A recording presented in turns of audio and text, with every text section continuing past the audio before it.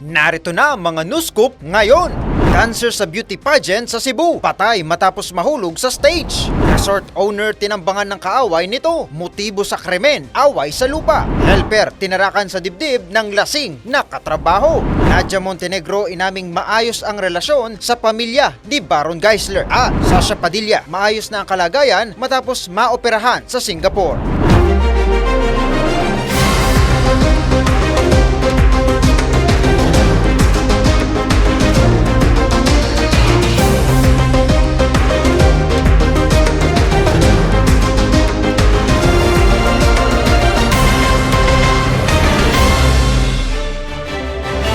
Mga balitang exclusive, mga balitang na-scoop mismo ng DWIZ News Team. Ito ang DWIZ News Scoop. Ako si Angelo Bainyo at narito na mga news scoop ngayon. Ginang sinaksak ng miyembro ng Akyat Bahay Gang, patay. At dancer sa beauty pageant sa Cebu, patay matapos mahulog sa stage. Narito ang news scoop ni Daryl Justin.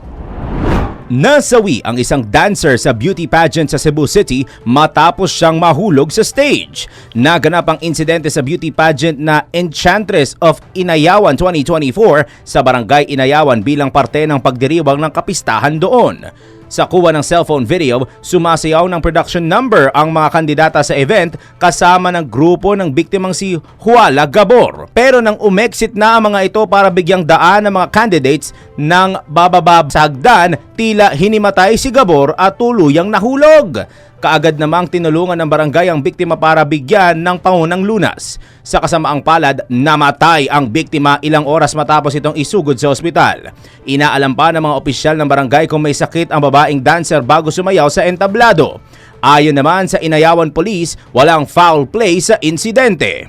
Nangako din ang barangay na tutulong sa mga gastusin sa namatay na biktima.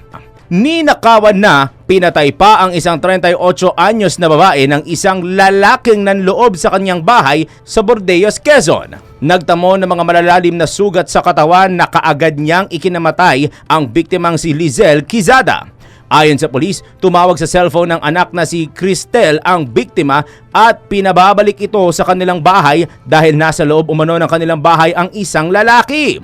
Sa gitna ng kanilang pag-uusap sa cellphone ay narinig ni Cristel na dumaraing ng aray ang ina kung kaya't nagkukumahog itong umuwi at nadatnan niya itong duguan at wala ng buhay.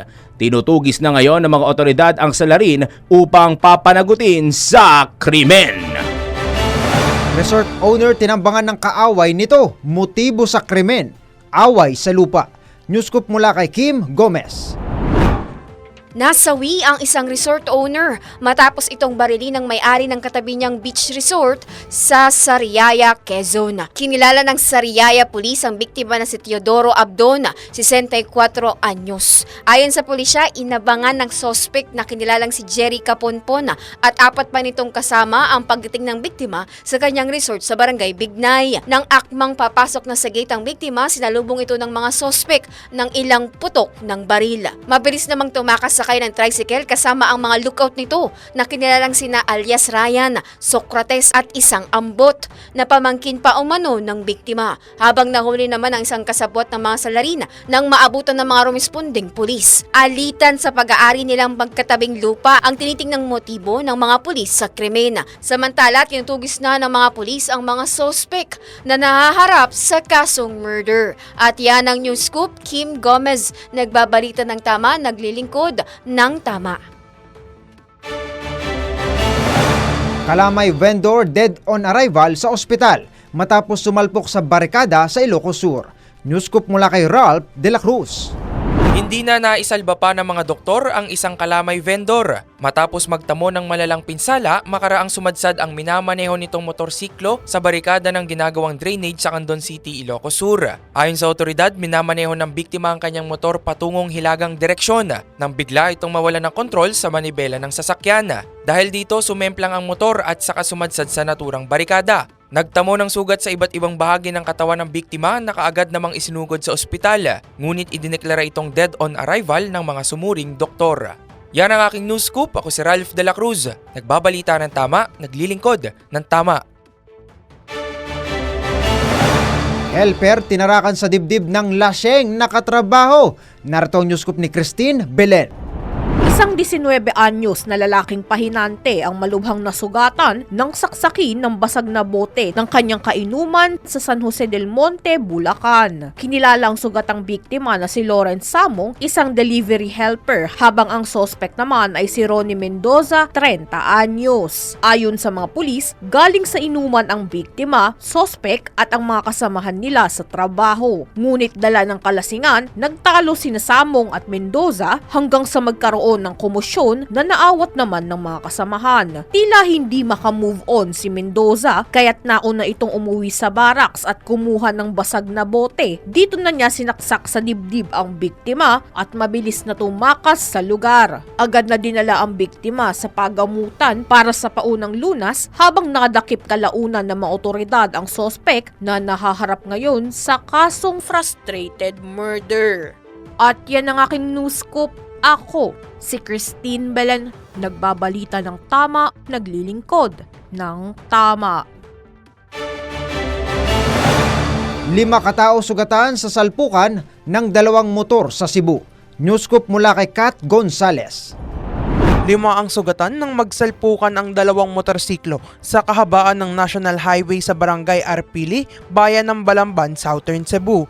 Sa 5 individual na nagtamo ng mga pinsala, 2 ang iniulat na nasa critical na kondisyon. Kinilala ng mga rescuer ang mga nasugatan na sina Junri Kapangpangan, Nelson Ilusterismo, Carl Louis Navasca, Joshua Bachicha at Nedlin Caldoza. Ayon sa otoridad, nangyari ang aksidente nang tumawid ang isang motorsiklo patungo sa Toledo City sa kabilang linya na humantong sa banggaan ng isa pang motorsiklo. Lahat ay isinugod ng mga tauhan ng Emergency Medical Service sa ospital para magamot. At yan ang aking news scoop. Ako si Kat Gonzales, nagbabalita ng tama, naglilingkod ng tama.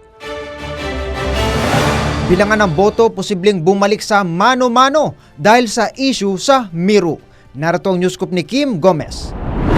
Posibleng bumalik sa mano-mano ang bilangan sa 2025 midterm elections. Ito'y dahil sa kontrobersyang 18 billion pesos automated election contract ng Commission on Election sa Korean firm na Miru Systems. Sinabi ni First Rider Party List Representative Rog Gutierrez na nakakabahala ang mga alegasyon hinggil sa mga irregularidad sa kontrata, lalo na't malapit na ang eleksyon. Dagdag pa ng mambabatas na makansila man o hindi ang kontrata ng COMELEC at Miru, matutuloy pa rin ang eleksyon. Ikinabahala naman ni Representative Gutierrez ang muling paggamit ng vote counting machines ng Smartmatic, lalo na't kinasuhan ito ng Estados Unidos. At yan ang news scoop. Kim Gomez, nagbabalita ng tama, naglilingkod ng tama. Illegal pogo na sangkot sa love scam at cryptocurrency scam sinalakay sa Parañaque City. Newscoop mula kay Patrol 17, Jopel Peleño. Natimbog ng mga tauhan ng National Capital Region Police Office o NCRPO, PNP Anti-Cybercrime Group o ACG, Philippine Amusement and Gaming Corporation o PAGCOR at Bureau of Immigration and Deportation o BID ang halos 100 dayuhan at lokal na tauhan ng isang kumpanya sa Baclaran, Parañaque City na dawit sa cryptocurrency scam. Sa ulat ni NCRPO Director Police Major General Melencio Nartatis Jr. kay PNP Chief Police General Romel Francisco Marbil, nag-ugat ang pag-aresto sa ikinasang warrant to search, seize and examine computer data sa tanggapan ng AIA company na nagpapanggap na lisensyadong pogo na matatagpuan sa Centrium Tower 1, San Pedro Corner J. Maceda, Baclaran, Parañaque City. Ilan sa mga naaresto ang pangunahing suspect at company manager na si Nan Shan, may-ari ng kumpanya na si Detu Su, company supervisor na si Wu Jan Bin alias Abin, na pawang Chinese nationals. Kabilang din sa mga empleyadong inaresto ang 56 na Chinese, 32 na Pilipino at 8 iba pang mga dayuhan. Sa ulat ng mga otoridad, nagpapanggap ang mga ito na magagandang modelo upang maakit ang biktima sa love scam at cryptocurrency scam. Nagpapatuloy ngayon ang investigasyon sa mga computer na na-recover sa sinalakay na kumpanya. Ito si Patrol 17 Chopel Peleño Para sa impilang may todong lakas, DWIZ nagbabalita ng tama, naglilingkod ng tama. Nadia Montenegro inaming maayos ang relasyon sa pamilya ni Baron Geisler at Sasha Padilla, maayos na ang kalagayan matapos maoperahan sa Singapore. Alamin sa iSpotted Report ni Anton.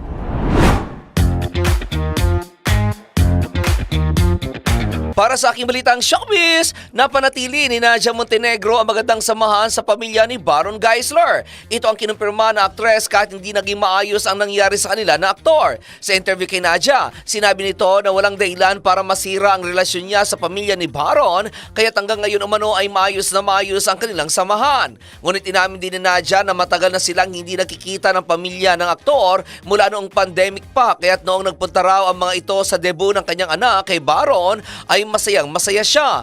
Kamakailan lamang kasi ay nag-celebrate ang anak ni Nadia kay Baron na si Sofia ng 18th birthday nito na ginanap sa Celebrity Sports Plaza sa Quezon City, kung saan dumating nga dito ang ilang pamilya at kamag-anak ni Baron. Nang tanungin naman si Nadia kung nasaan si Baron, ay sinabi nito na hindi niya alam sa kanyang anak. Samantala, sa isa pang balitang showbiz, on the road to recovery na si Sasha Padilla matapos itong maoperahan sa Singapore. August 16 na mabanggit ng singer ang tungkol sa kanyang infection na umano'y medyo mahirap nang gumaling dahil naging resistant na siya sa mga antibiotics at sa test na ginawa sa kanya ay lumalabas na mayroon na siyang reflux. Sinabi pa nito na mas mabagal na ang kanyang kaliwang kidney kaysa sa dati.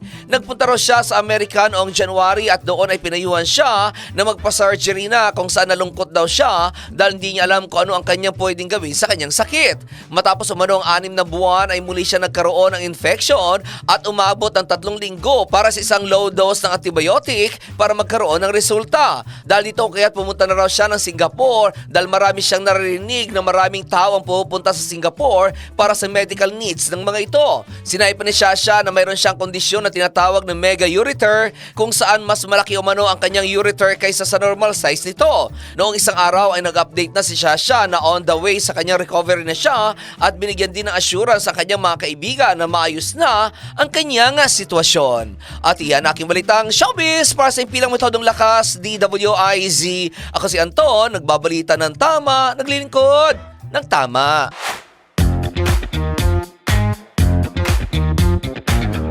Huwag pahuhuli, huwag papayag na wala kang alam kapag viral na, kapag trending na. Alam agad sa DWIZ News Feed.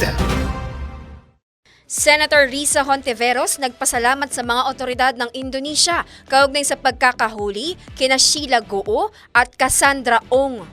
DWIZ News Feed. Mga alituntunin para sa paggamit ng ASF vaccine, inilatag na ng Department of Agriculture. DWIZ News Feed.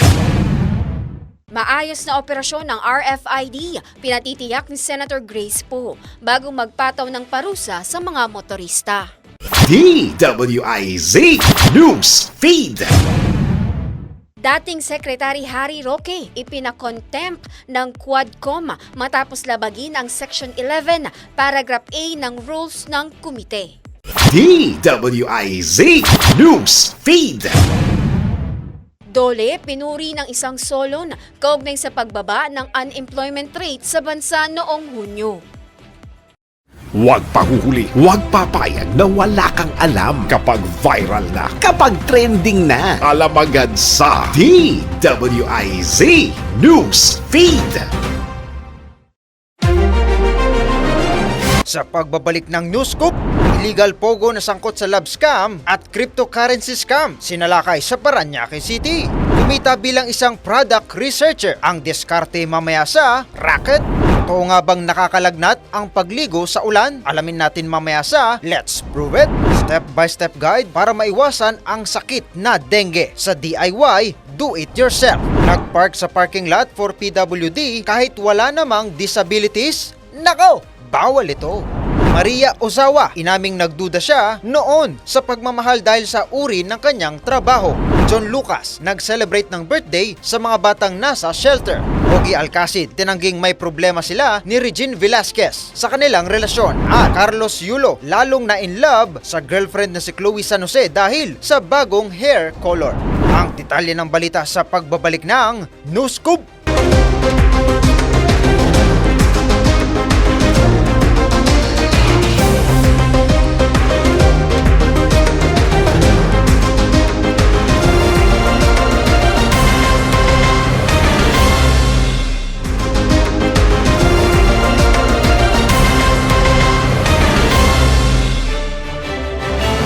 Higit 10 bilyong pisong halaga ng tulong ang naipamahagi sa 2.5 milyon na pamilya sa ilalim ng inisyatibang Bagong Pilipinas Serbisyo Fair ng Administrasyong Marcos. Ito ang ibinahagi ni House Deputy Secretary General Safonias Gabonada kasabay sa pagdiriwang ng unang taon ng naturang programa. Ayon kay Gabonada, nakarating na ang Bagong Pilipinas Serbisyo Fair sa 21 lalawigan sa 17 rehiyon sa loob ng isang buong taon.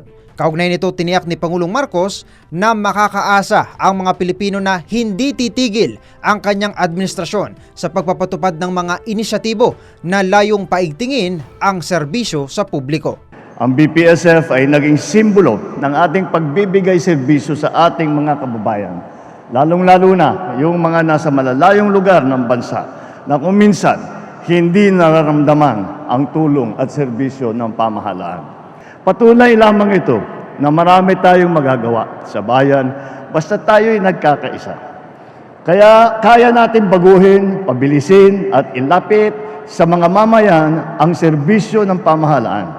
Sabi nga nila, basta't gugustuhin natin, mahahanapan natin ng paraan. Yan ang tinatawag na asikasong Pinoy. I-apply natin ngayon sa pamahalaan. Yan ang tinig ni Pangulong Ferdinand Bongbong Marcos Jr. 3.68 billion pesos na pondo ng DICT para sa pagpapatuloy ng free Wi-Fi program aprobado na ng DBM. Newscoop mula kay Judith Estrada Larino. Inaprubahan na ng Department of Budget and Management ang halos 4 billion pesos na pondo para sa pagpapatuloy ng free Wi-Fi program sa buong bansa ng Department of Information and Communication Technology. Ayon kay Budget Secretary Amena Pangandaman, kukunin sa special account in the General Fund Free Public Internet Access Fund para sa fiscal year 2024 ang nasabing halaga. Bukod pa ito sa naunang 2.5 billion pesos na inilaan para sa FPIAF ngayong taon. Nakalaan ang nasabing pondo para sa paglulunsad sa buong bansa ng Free Public Internet Access Program na makakatulong sa mahigit 13,000 access point sites sa iba't ibang bahagi ng Pilipinas. Pagtatayo ng ICT infrastructure katulad ng mga towers, data centers at internet connection ang kabilang sa FPIAP. Yan ang aking news scoop. Ako, si Judith Estrada Larino, nagbabalita ng tama, naglilingkod ng tama. 102,000 pesos na halaga ng shabu na samsam sa 2 drug suspect sa Caloocan. Newscoop mula kay Beth Samson. Naging matagumpay ang ikinasang buy-bust operation ng District Drug Enforcement Unit sa ilalim ng supervisyon ni Police Major Gerald Zon Rivera, Chief ng DBEU. Ayon kay Major Rivera, alas 9:35 ng gabi ng August 21, nasa kote ang mga suspect sa kahabaan ng number 22, Ate Street, Barangay 142, Caloocan City, na mga operatiba ng Northern Police District Drug Enforcement Unit sa tulong ng Bagong Barrio Substation 5 na may koordinasyon sa PIDEA makaraang makapagbenta ng droga sa isang pusher buyer. Kinilala ang mga suspect na sina alias Tantan, 43, ng lungsod at isang 34 anyos na taxi driver na residente din ng Caloocan. Nasamsam ng mga operatiba ang 15 grams ng shabu na may standard drug price na 102,000 pesos na parehong nasa kustodiya ngayon ng police station. Sasampahan ng kasong paglabag sa RA 9165 o ang Comprehensive Dangerous Drug Act of 2002 ang dalawang suspect. Ako si Metro Patrol Beth Samson para sa Himpilang May Todong Lakas, DWIZ. Nagbabalita ng tama, naglilingkod ng tama. Tatlong wanted sa batas na aresto sa magkakahiwalay na operasyon sa Cagayan. Newscoop mula kay Ronald Domingo. Tatlong wanted na mga individual ang nadakip sa magkakahiwalay na operasyon ng Cagayan PNP. Una ay ang nadakip ng mga tauhan ng Lalo Police Station sa barangay Maxingal, Lalo, Cagayan, na kinilalang si Aga Roberto, 51 years old, may asawa at magsasaka dahil sa paglabag nito ng 2 beses sa Republic Act 7610 o ang batas na nagbibigay proteksyon sa mga bata. 200,000 piso ang itinakdang piyansa para sa kaso nito.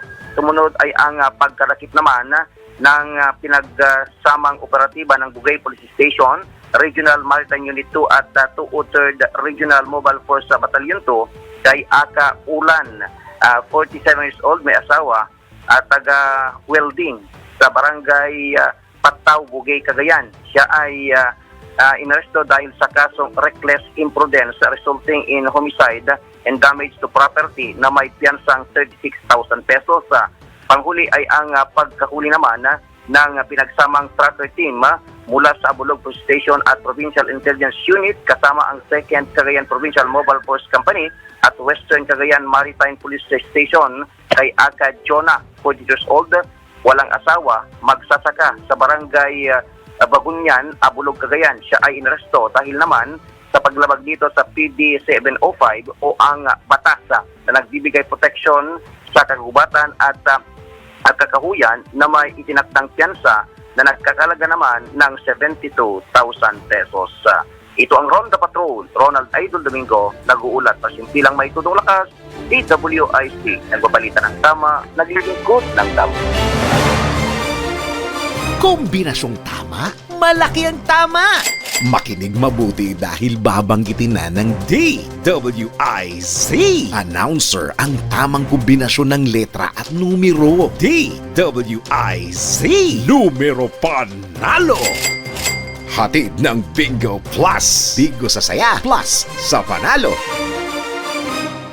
Ready na ba kayo mga ka-Bingo Plus sa ating Bingo Plus numero panalo? Mayroon po kayong chance manalo ng 1,000 pesos, 500 pesos kapag tama ang 5 combinations at another 500 pesos kapag mayroon kayong registered Bingo Plus app. Simple lang po manalo. Kailangan abangan ang 5 letter and number combination sa mga programa ng DWIZ at i-text ang sagot sa 0960-880-6424. Siyempre kasama na inyong pangalan, edad, address at ang ating 5 combinations of the day. At ito na nga para sa ating last combinations for today sa letrang G, G47 at O, O68.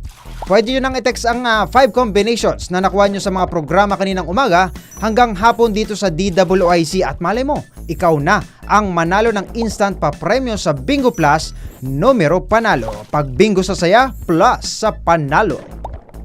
Kung nakalima ka na, pwede mo nang isend sa text number na binigay ng DWIZ announcer o kaya i-PM na sa DWIZ Facebook. Kung hindi pa, wait pa ng ibang kombinasyon hanggang makumpleto ang 5 numero panalo. Hatid ng Bingo Plus. Bingo sa saya, plus sa panalo. Maria Ozawa inaming nagduda siya noon sa pagmamahal dahil sa uri ng kanyang trabaho. At John Lucas nag-celebrate ng birthday sa mga batang nasa shelter. Alamin sa iSpotted Report ni Anton.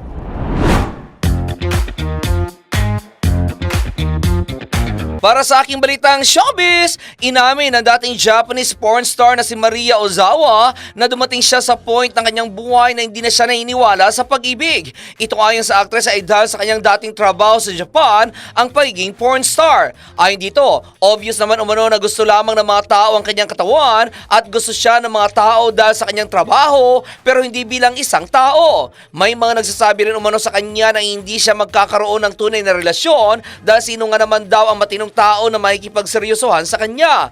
Pero dumating pa rin daw sa kanya na naisip niyang may isang lalaking seryoso pa rin sa kanya. Sa katunayan ay in love daw siya ngayon at umaasa siya na darating ang araw na magpapakasal din siya. Samantala, sa isa pang balitang showbiz, naging makabuluhan ang pagdiriwang ng aktor na si John Lucas ng kanyang birthday noong August 18. Ito'y dahil ginawa ng aktor ang kanyang ika-29th birthday celebration sa Gabay sa Landas Foundation o Gala sa Rizal, isang Christian ministry na nagliligtas sa mga batang kalsada. Bagamat simpleng pag-celebrate lamang ang ginawa ng aktor, ngunit malaking bagay ito sa mga bata at sa pamunuan ng nasabing foundation. Bukod sa pakain, nagkaroon din ng palaro sa nasabing birthday celebration kung saan mayroon ding pa-ice cream. Bukod dito, nagbigay din ng donasyon si John sa foundation. Sa kanyang Instagram account, ipinost ni John ang naging kaganapan sa nasabing foundation. Nilagyan ito ni John ang caption na 29th birthday kasama ang mga mahal kong kaibigan sa Gabay sa Landas Foundation. Nice seeing you all. Sana'y nabusog tayong lahat at nag-enjoy. See you again soon. At iyan aking balitang showbiz para sa impilang metodong lakas, DWIZ. Ako si Anton, nagbabalita ng tama, naglilingkod ng tama.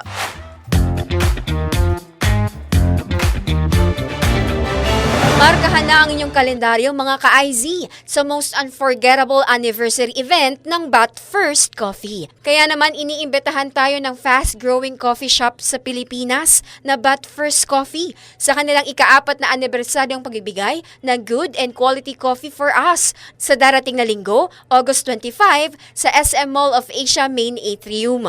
Sa 4th anniversary ng Bat First Coffee, kasama si NBA superstar Kyle Kuzma sa exciting na pagdiriwang. Maliban sa kanyang liksi at galing sa paborito niyang sports, isa rin siyang coffee lover. Kaya naman sa once-in-a-lifetime opportunity na ito, mas masusulit nating mga coffee lover at Kuzma fans ang meet and greet sa exclusive coffee break session with the NBA star. Maliban dyan, naghanda rin ang Bat First Coffee ng mga activity, exclusive promotions, giveaways at bagong merchandise ng coffee shop na mas ma-enjoy ng mga coffee lover, enthusiast at business-minded para mas ma-explore pa at matuto ng higit pa tungkol sa kanilang mga franchise package. Kaya naman huwag nang palampasin ang selebrasyong ito together with NBA star Kyle Kuzma sa August 25 sa SM Mall of Asia Main Atrium. See you there!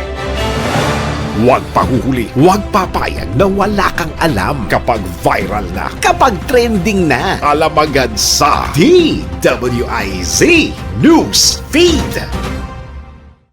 Department of Foreign Affairs nasa proseso na ng pagkansila ng passport ni dating Bamban Mayor Alice Guo. DWIZ News Feed. Nasa 81,000 liters ng langis na alis na mula sa lumubog na MT Terra Nova sa Bataan ayon sa Philippine Coast Guard. DWIZ News Feed. Senator Sherwin Gatchalian pinag-iingat ang mga paaralan sa banta ng MPOX. DWIZ News Feed.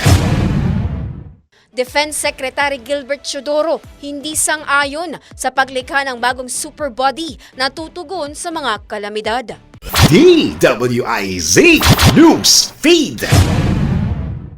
Mga hakbang na ginagawa ng pamahalaan upang madagdagan ang medical allowance ng mga guro, ikinatuwa ng isang kongresista. Huwag pahuhuli, huwag papayag na wala kang alam kapag viral na, kapag trending na. Alam agad sa DWIZ News Feed. Iba pa mga balita sa pagbabalik ng News Scoop.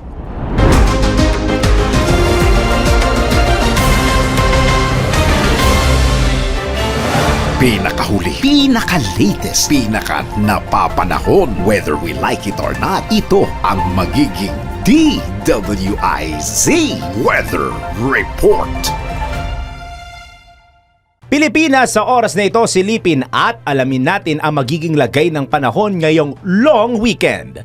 Ayon sa State Weather Bureau Agency na Pag-asa, mataas ang posibilidad na muling iiral at mararamdaman ang southwest monsoon o hanging habagat sa ating bansa. Bagamat ang dala ng habagat ay mga pag-ulan, pagkulog at pagkidlat, mananatiling generally fair weather ang ating mararanasan sa susunod na 2 hanggang 3 araw. Alamin natin ang magiging lagay ng panahon sa mga pangunahing lungsod sa ating bansa. Sa Metro Manila, asahan ng mga thunderstorms over the weekend at papalo sa 26 hanggang 32 degrees Celsius ang agwat ng temperatura. Sa Metro Cebu naman, may mga tsansa ng thunderstorms sa hapon pero mostly fair hanggang cloudy ang panahon. Maglalaro ang temperatura sa pagitan ng 26 hanggang 33 degrees Celsius. At sa Metro Davao, maulap na papawirin ang aasahan bukas, ngunit improving weather naman para sa Linggo at Lunes na may kakibat pa ring isolated rain sa thunderstorms. Nasa 25 hanggang 32 degrees Celsius ang agwat ng temperatura. Lulubog ang araw sa ganap na alas 6:14 ng gabi at asahang muling sisikot ito bukas sa ganap na alas 5:43 ng umaga. At yan ang aking weather report, whether you like it or not. Happy long weekend po at maglalabas din tayo syempre ng mga updates ukol sa lagay ng panahon over the weekend sa Facebook page ng DWIZ 882. Ako po si Daryl Justin, happy weekend po. Nagbabalita ng tama, naglilingkod ng tama. Pinakahuli, pinaka-latest, pinaka-napapanahon. Whether we like it or not, ito ang magiging DWIZ Weather Report. Huwag pahuhuli, huwag papayag na wala kang alam kapag viral na, kapag trending na. Alam agad sa DWIZ News Feed. Mga huling isda mula sa 4 na munisipalidad ng Cavite ligtas ng kainin ayon sa Department of Agriculture, Bureau of Fisheries and Aquatic Resources. DWIZ News Feed. Senador Loren Legarda, kumpiyansa na matatagpuan din sa lalong madaling panahon si Alice Guo kasunod ng pagkaaresto sa kapatid at business associate nito. DWIZ News Feed. Training facility ng Pinoy Seafarers nakatakdang i-modernize ng Department of Migrant Workers. DWIZ News Feed. PBBM target maipamahagi ang nasa 800,000 ektarya ng lupa hanggang sa taong 2028. DWIZ News Feed. Pilipinas nakatakdang tumanggap ng smallpox vaccines mula sa World Health Organization. Huwag pahuhuli, huwag papayag na wala kang alam kapag viral na, kapag trending na. Alam agad sa DWIZ News Feed. Nagsagawa ng pagpupulong ang Rotary Club of Manila kasabay ng 5th weekly membership meeting sa Manila Yacht Club. Dinaluhan ito ng mga fellow Rotarians bilang suporta sa leadership ni RCM President Jujut Enriquez. Ipinakita rin sa mga Rotarian ang modern traditional boat na tinatawag na balangay bilang simbolo sa ating mga ninuno. Ang modernong bangka ay hango sa mga lumang bangka na ginagamit sa paglalayag at pakikipagdigmaan ng mga sinaunang Pilipino noong unang panahon.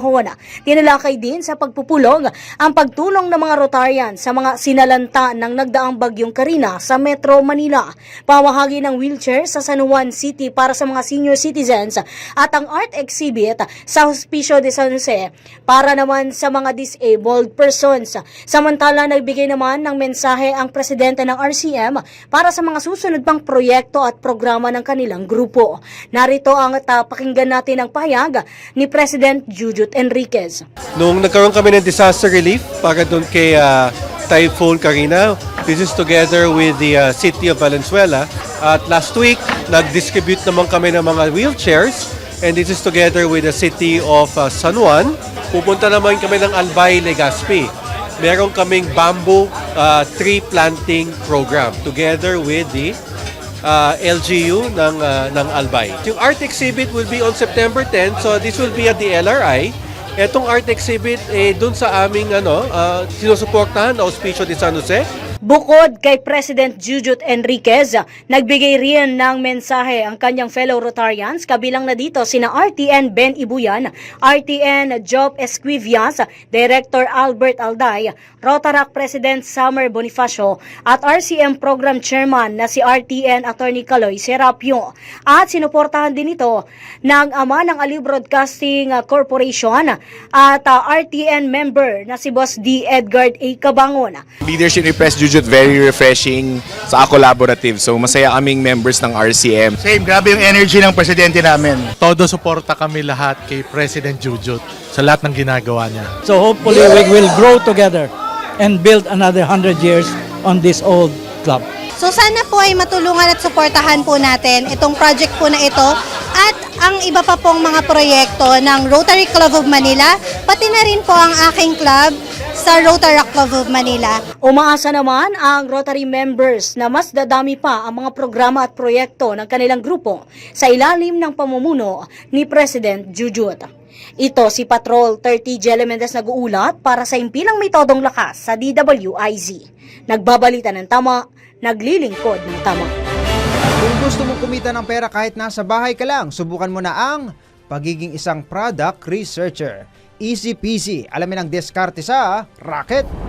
Alamin ang mga bagong paraan kung paano kumita sa panahon ngayon. Nang legal ha, eto na ang Racket. Isa ka rin ba sa mga nag-iisip ng pwede mapagkakitaan?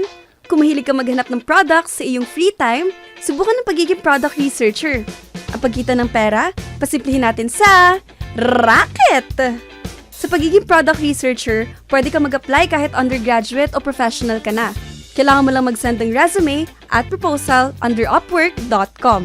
At kapag pumasa ka na, bibigyan ka ng client ng instructions kagaya ng hanapin ng links at price online. Kailangan mo din ng Excel dahil doon nakalagay ang listahan ng stock keeping units o SKU title ng products at price na hahanapin. Kailangan mo din ng Dropbox dahil doon kadalasang nilalagay ng clients ang picture ng products na pinapahanap nila. Tapos pwede mo nang hanapin sa e-commerce websites ang kaparehong products. Kapag nahanap mo na, i-copy-paste ang links at price sa iyong Excel sheet. Madali lang, 'di ba? Kaya kung may free time ka, i-try mo na. Sabi nga, hindi napupulot ang pera. Ito nga bang nakakalagnat ang pagligo sa ulan? Tara, let's prove it! Bago maniwala sa mga claim na yan, patunayan na yan sa Let's Prove It!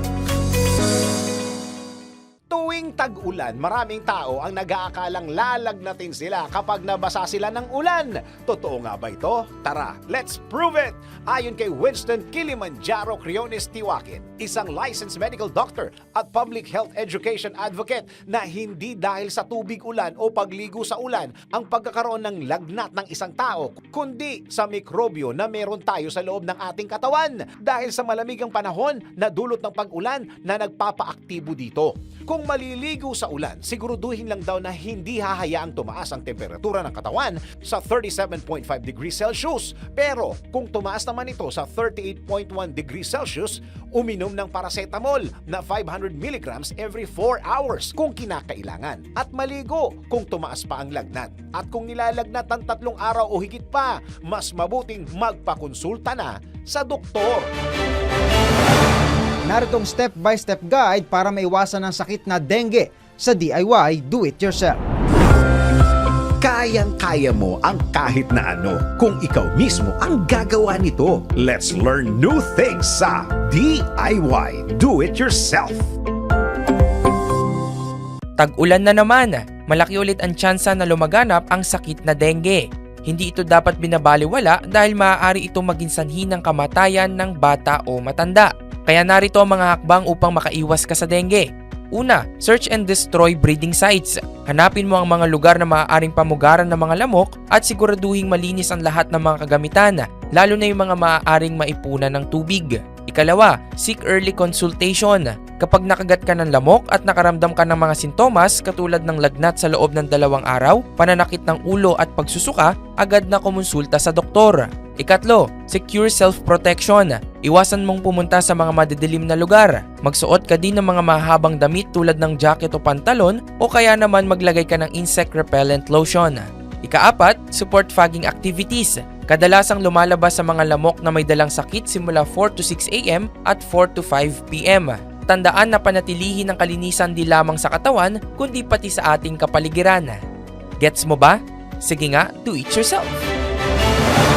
Nako, yung mga pasaway na driver na nagpapark sa parking lot for PWD kahit wala namang disabilities, nako, pwede kayong managot sa batas. Alamin ang kaparusahan sa NBI. Nako, bawal ito. Alamin kung bawal o hindi. Dahil kung di mo alam to, kaso ang kakaharapin mo sa NBI. Nako, bawal ito. Ginamit ang parking slot for persons with disability kahit hindi naman PWD. Nako, bawal ito. Para sa may mga mayroong sasakyan, ang parking slot ang isa sa mga kadalasang problema sa tuwing mamamasyal. Sa mall man yan o sa iba pang lugar. Pero paano kung nagparking ka sa PWD parking slot? Nako, alam mo bang labag sa batas yan? Ayon sa Republic Act No. 7277 o ang Magna Carta for Disabled Persons, hindi maaaring gamitin ng mga hindi miyembro ng sektor ng persons with disability ang parking slots na nakareserba para sa may mga kapansanan. Nakasaad din sa batas na mahigpit na pinagbabawal ang pag-reserve o pag-aari ng parking slot, lalo na kung ito ay pampubliko. Ang sinumang pasaway ay maaaring pagmultahin ng 5,000 piso hanggang 50,000 piso. Tandaan, ang parking slot ay first come, first serve at hindi tamang ito ay ipareserve. Lalong hindi tama na angkinin ang parking slot na para sa may mga kapansanan. Huwag ka nang pasaway para hindi ka masabihan ng nako, bawal ito. Gilas Pilipinas Women's Team maagang nagpaalam sa 2026 World Cup pre-qualifying tournament ng FIBA. Narito ang sports news. Sa mundo ng palakasan, ang latest malalaman sa DWIZ Sports News.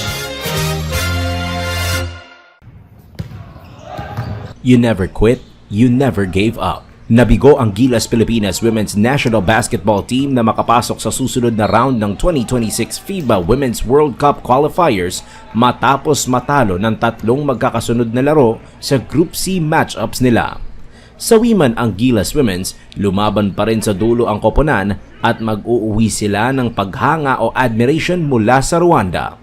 Inihayag ng isang reporter mula sa FIBA Africa ang kanyang pagkamangha sa ating mga manlalaro at sinabi kay Gilas Women's Head Coach Patrick Aquino at kay 18-year-old Naomi Panganiban na I might not be the only one who fell in love with your team. Aminado naman si Panganiban na hindi sasapat ang kanilang defensive matchups kontra sa matatangkad na players ng Senegal pero taas noon niyang ipinagmalaki na lumaban sila hanggang sa huling segundo ng laro. Biguman makapasok sa FIBA World Cup, magpapatuloy ang Gilas Women's sa kanilang pag-iensayo at pag-eengganyo sa mga kababaihan na maglaro ng basketball. At yan ang aking sports news. Ako si Daryl Justin, nagbabalita ng tama, naglilingkod ng tama. Ogie Alcacid itinangging may problema sila ni Regine Velasquez sa kanilang relasyon at Carlos Yulo lalong na-in love sa kanyang girlfriend na si Chloe San Jose dahil sa bagong hair color. Alamin sa iSpotted Report ni Anton.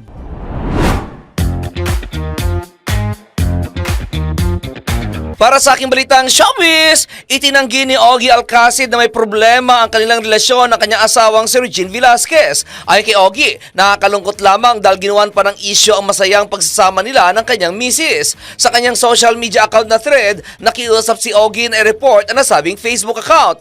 Inirepost niya ito at nilagyan ng caption na This post was sent to me. It is so sad that the owner would spread rumors about our marriage that is so sacred to both me and my wife. Nakakalungkot lamang umano na kailangan pang gumawa-gawa ng istorya na hiwalay na sila at saka ito nanawagan na i-report ang page. Hindi ito ang unang pagkakataon na naging biktima ng fake news si Ogie. Noong Marso lamang ay nagbabala ang singer sa publiko na huwag maniniwala sa announcement na magkakaroon sila ng concert na Regine sa Dubai. Ito ayon kay Ogie ay dahil 2014 pa raw nasabing concert. Ngunit may isang tao raw na nag-repost ng nasabing poster, sabay panawagan nito na wag magpapaloko. Samantala, sa isa pang balitang showbiz, ramdam na ramdam ng mga netizen ang pagmamahal ni Carlos Yulo sa kanyang girlfriend na si Chloe San Jose. Sa latest na post ni Chloe sa kanyang Facebook account, ipinakita nito ang bagong kulay ng kanyang buhok. Nilagyan ito ni Chloe ng caption na Goldilocks out, milk tea in. Sa comment section ay nagkomento dito ng sobrang paganga si Carlos. Sa komento ng gymnast, sinabi nito ang mga katagang,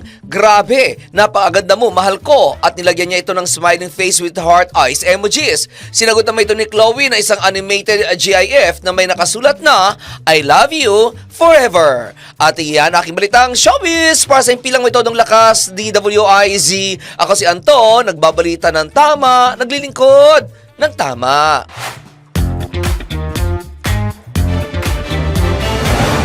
At bago tayo magtapos, meron tayong patama for today. Kaway-kaway sa mga empleyadong nag-iintay lang ng 13th month pay bago mag-resign. Kapit lang, malapit nang sumilip si Jose Marichan. Bato-bato sa langit, ang tamaan, awit.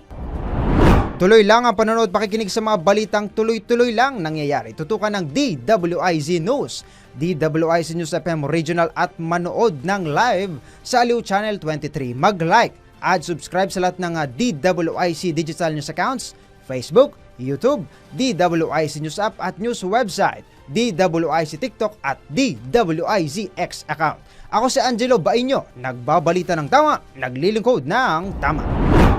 Mga balitang scoop exclusive! Mga balitang nangyayari pa at gusto mo malaman kung ano na ang latest scoop. Mga balitang hindi mo dapat bitawan at kailangan ng tutok. Mababalitaan lahat, hagip lahat sa DWIZ News Scoop! Naka-live sa Aliw 23 Free TV. Naka-live din sa DWIZ News. Naka-live din online. DWIZ Facebook, YouTube at DWIZ News website. Samahan ang buong puwersa ng DWIZ News and Research Team sa paggalugad sa buong bansa at buong mundo ng balita at impormasyon. DWIZ News Scoop! Maki-scoop 4 p.m. Monday to Friday kasama si Dennis Antenor Jr. DWIZ News Scoop! Bahagi pa rin ng inaabangan tuwing hapon sa DWIZ News Hapon Highlights. Nagbabalita ng tama, naglilingkod ng tama.